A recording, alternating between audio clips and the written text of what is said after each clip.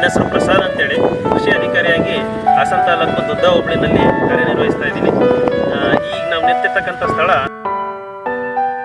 ದುದ್ದ ಹೋಬಳಿನಲ್ಲಿ ಕಮ್ಮರ್ಗೆ ಅಂತಕ್ಕಂಥ ಒಂದು ಗ್ರಾಮದಲ್ಲಿ, ಇದು ಮೆಳಗೋಡು ಗ್ರಾಮ ಪಂಚಾಯತಿ ಬರ್ತದೆ.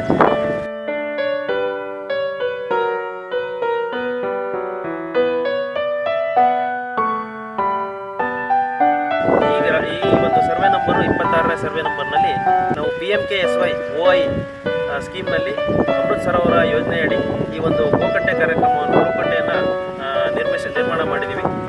ಇದು ಈ ಗೋಕಟ್ಟೆ ಅಳತೆ ಬಂದ್ಬಿಟ್ಟು 60 ಮೀಟರ್ ಉದ್ದ ಇದೆ, 40 ಮೀಟರ್ ಅಗಲ ಇದೆ, ಅದೇ ರೀತಿ 2.2 ಮೀಟರ್ ಆಳ ಇದೆ.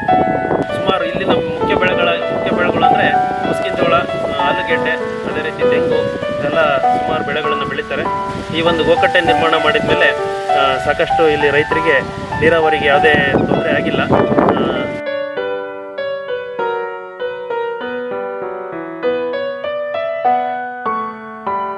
ಮಳೆ ಬರ್ತಾ ಇದ್ದಂಥ ಸಂದರ್ಭದಲ್ಲಿ ಇವರು ಇಲ್ಲಿ ಗೋಕಟ್ಟೆನಲ್ಲಿ ಇರ್ತಕ್ಕಂಥ ನೀರನ್ನು ಬಳಸ್ಕೊಂಡು ಕೃಷಿಗೆ ಒಂದು ಅನುಕೂಲ ಆಗಿದೆ. ಕಮ್ರಿಗೆ ಗ್ರಾಮ ಮಂಜುನಾಥ್ ಅಂತ, ಮೆಳಗೋಡು ಗ್ರಾಮ ಪಂಚಾಯತಿ ಸದಸ್ಯ. ಈ ಗೋಗಟ್ಟೆಯಿಂದ ದನಕರುಗಳಿಗೆ ಉಪಯೋಗ ಆಗ್ತಾ ಇದೆ,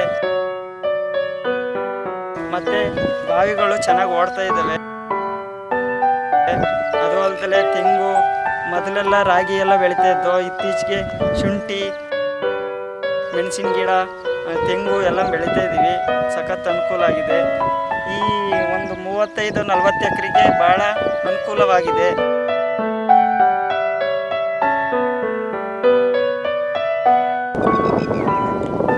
ಜಲಾನಯನ ಇಲಾಖೆಯಿಂದವ ಈ ಸುತ್ತಮುತ್ತ ಬೆಳೆಗಳಿಗೆಲ್ಲ ಜಟ್ಟು ಹಾಕ್ಕೊಂಡು 30-40 ಎಕರೆ ಭೂಮಿಗಳಿಗೆಲ್ಲವ ಭಾಳ ಒತ್ತು ಕೊಟ್ಟು ನಡೆಸ್ಕೊಂಡು ರೈತರುಗಳೆಲ್ಲ ಉತ್ಸವದಿಂದ ಬೆಳೆ ಬೆಳೀತಾವ್ರೆ.